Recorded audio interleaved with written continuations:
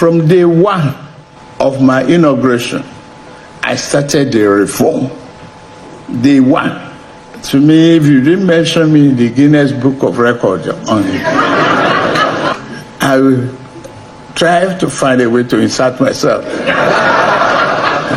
Because I did it without expectation. My inaugural speech didn't disclose what I would do that day. I removed the fuel subsidy that is the greatest burden and pipeline to fraud and irregularities, a great burden to Nigerians from the moment I stepped into the office. Nigeria's economy is at a crossroads. President Bola Ahmed Tinubu and his party, the APC, say the country is finally on the path of growth.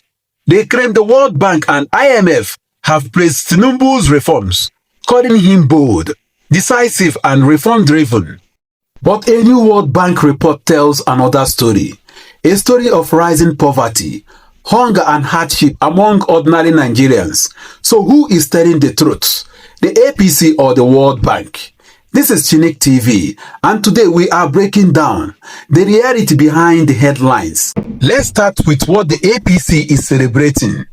The government officials have proudly quoted the World Bank and IMF as saying, Tinubu's reforms are necessary for Nigeria's long-term stability.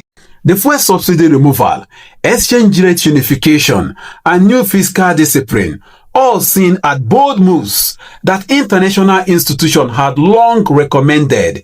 IMF Managing Director Kristalina Georgieva even said in June that Nigeria was taking the right steps to stabilize its economy. The World Bank also commended Nigeria for finally confronting policies that drained its public finances. So yes, there was praise, but as Nigerians say, now who wear the shoe know where it dey pain am, because beneath the praise lies a painful truth. In its latest Nigeria development update, the World Bank made a shocking revelation. The reforms have not yet translated into poverty reduction. It further warned that inflation has wiped household incomes, pushing millions more Nigerians below the poverty line. According to the World Bank, over 100 million Nigerians are now food insecure, and many spend more than 70% of their income on food and transportation. Even though the government claims the reforms are stabilizing the economy, ordinary citizens are paying the price. Prices of garri, rice, bread, transport, and even sachet water have doubled or tripled in just a year. The report says bluntly, the government must urgently strengthen social protection programs to cushion the poor. In other words, the reforms may look good in Abuja, but they hurt in Kano, Aba, and Benue. Still, the APC insists the World Bank's report is proof that Nigeria is on the right track. Party spokespersons say the suffering is only temporary, that the economy must pass through pain to achieve gain. But opposition voices, from Atiku Abubakar to Peter Obi, have accused the APC of spinning the truth. Obi says the reforms are poorly implemented and anti-people. Atiku argues that without accountability and transparency, foreign praise means nothing if Nigerians are starving. Analysts say APC is bragging about World Bank praise, ignores the most critical part of the report, the part that says poverty is still growing. And as 2027 approaches, this issue could decide Nigeria's next election. Tinubu may point to global applause, but voters will point to empty pockets.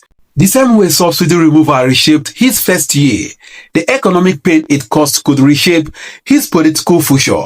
If poverty continues to rise, no amount of World Bank praise can save the APC from voter backlash. The truth is simple. Global approval means nothing without local impacts, and until reforms start feeding families, not breaking them. The World Bank's warning will remain louder than its praise. So, what do you think? Is the World Bank really praising Tinubu or exposing his government failure to protect the poor? Drop your thoughts below and join the debate. This is Chinick TV, uncovering the truth behind Nigeria's headlines.